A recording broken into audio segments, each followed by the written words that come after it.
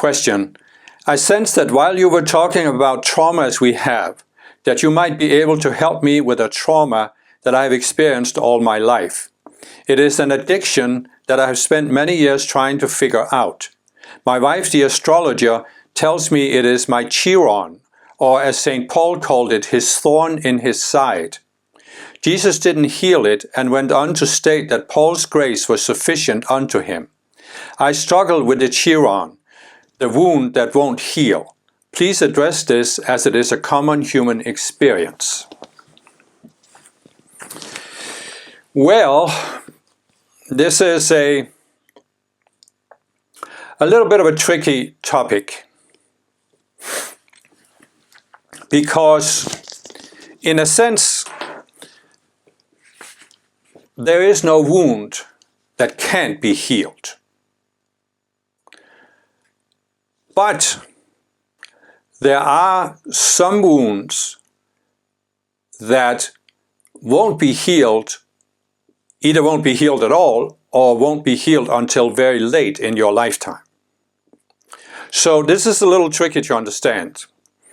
But what I have described in my avatar videos is that we who are avatars, we came to Earth in order to help raise the planet to a higher level. And one of the ways we do this is that we take on certain things on Earth. It can be physical burdens, it can be living in a certain area, a certain culture, it can be physical diseases, it can be psychological issues or wounds. And we have two purposes for doing this. First of all, it can be to demonstrate that we can have this affliction and we can resolve it and overcome it. And that way we carve a trail in the collective consciousness. We might say that the collective consciousness of humankind is like a jungle, dense jungle. You can't walk through it. So we have a machete and we are chopping down the vegetation and we are carving a trail. And once we have carved even a narrow trail, other people can see it and follow it. And as more and more people follow it, it becomes wider and wider. And that's why you see, for example, just in my lifetime, I can see how the attitude towards psychology has changed almost 180 degrees. I mean, when I was a child, working on your psychology was considered a no-no. I mean, you couldn't do that. You had to be crazy to work on your psychology. Today, many, many young people, I mean, not my parents' generation, but many young people, they do it. It's just natural for them. So, in my view, that's because spiritual people back in the 1960s started working on their psychology through spiritual teachings, and they've carved a trail that other people are following. And the same can be the case for an addiction. You can take on an addiction in order to demonstrate that you can resolve it, you can be free of it. And that helps other people, and you might even be able to help other people because you know what they're going through. You can be the world's best teacher, but if you don't know what people are going through, you can't necessarily help them because you can't relate to them, they can't relate to you. You're talking about addiction. I haven't had an addiction in this lifetime, so I'm not good at helping people with addictions because I haven't experienced what they're going through. And the same with many other things that I haven't experienced myself. So this might be one reason why you have taken this on and why you, in a sense, haven't healed it yet. So I'll return to that. But you see, when you say everything can be healed, I don't want this to sound like I'm putting a guilt trip on people. And that's why I'm saying it's a delicate issue. Now let's take some physical disease, for example, which is another example. Many people are born with this crippling disease, and in some cases they can't get over it. You know, if you're paralyzed and sitting in a wheelchair, you might be in that stage for your whole lifetime. And I'm not trying to put a guilt trip on people and say, oh, you should just be able to resolve it. That's not what I'm saying.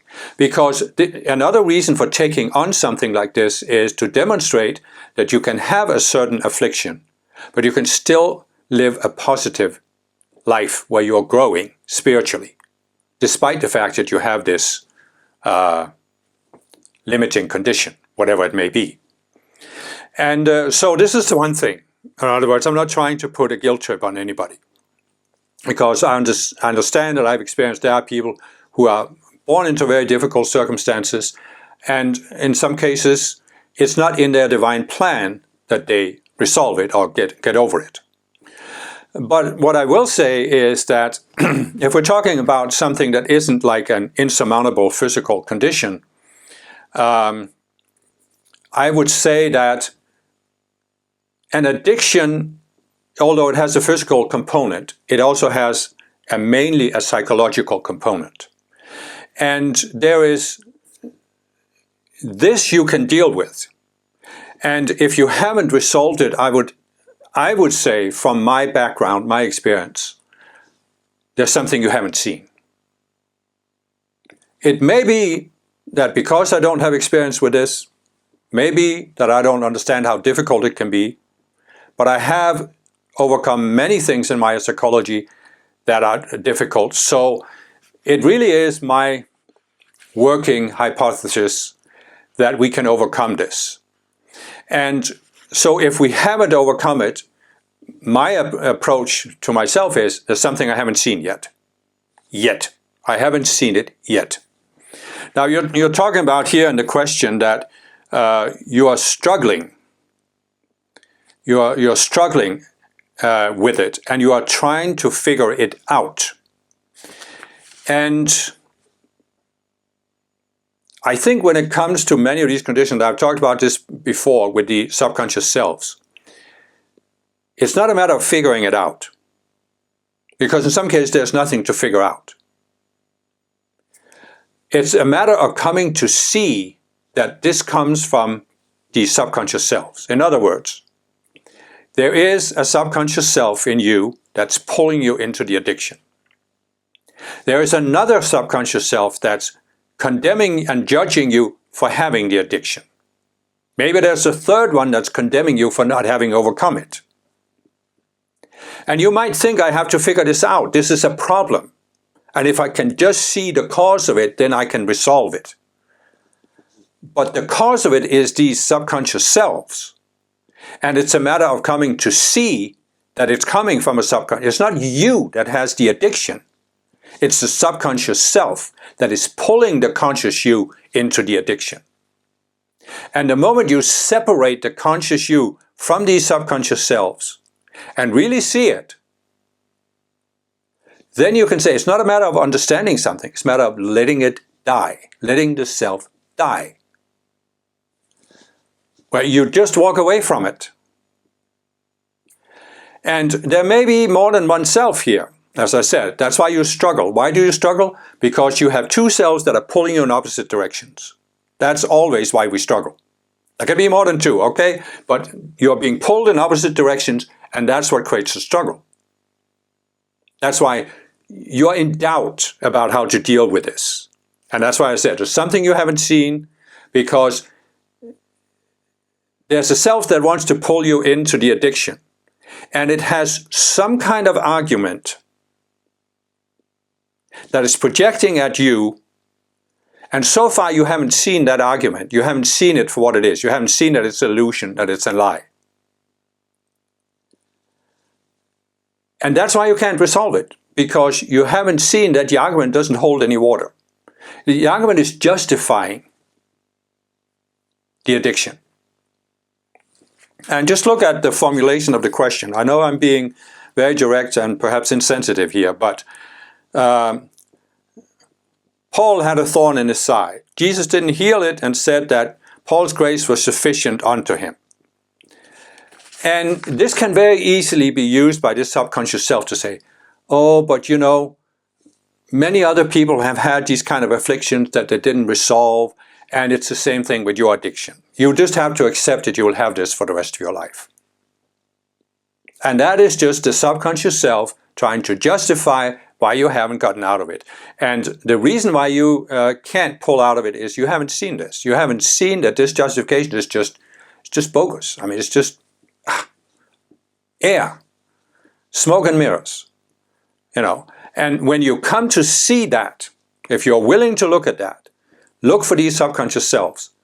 Oh, again, I have the book, Healing Your Spiritual Traumas. Talks about it, gives some practical tools. I would suggest to start there, but perhaps it's necessary also to go to some counselor who can help you personally. But when you come to see this, you will be able to overcome it, if you really want to. And quite frankly, if you didn't want to overcome this, why would you write the question? Why not simply pass on, leave this crazy guy alone who's talking about all this weird stuff? There's a reason why you wrote. That is, you want to overcome this, and if you want to overcome it, you can. Guaranteed. You can also, of course, always ask the Ascended Masters for help, which is what you do in this book, Healing Your Spiritual Traumas. So, at least try the book, see if you can get some clarity. If it doesn't quite do it for you, find some kind of therapist, counselor who can help you look at yourself. Look at what is the conflict in you. What is the belief you have? Because look at it this way. You're struggling with this thorn in your side, right? So there's a part of you that wants to get free of it. But the reason why you can't pull out of it is that there's another part of you, another subconscious self that's projecting this argument at you that you haven't refuted yet, you haven't seen it. And that's why you're in doubt. So you think, maybe it isn't so bad, or maybe I can't get over it, or whatever. You're conflicted. There's a conflict, there's a division in you. And that is what the ego uses, that is what the dark forces use, because any addiction, there's dark forces behind it. Because an addiction is, there is always a collective entity, a collective beast behind every addiction that wants to pull you into it so it can steal your energy, because that's the only way it can survive.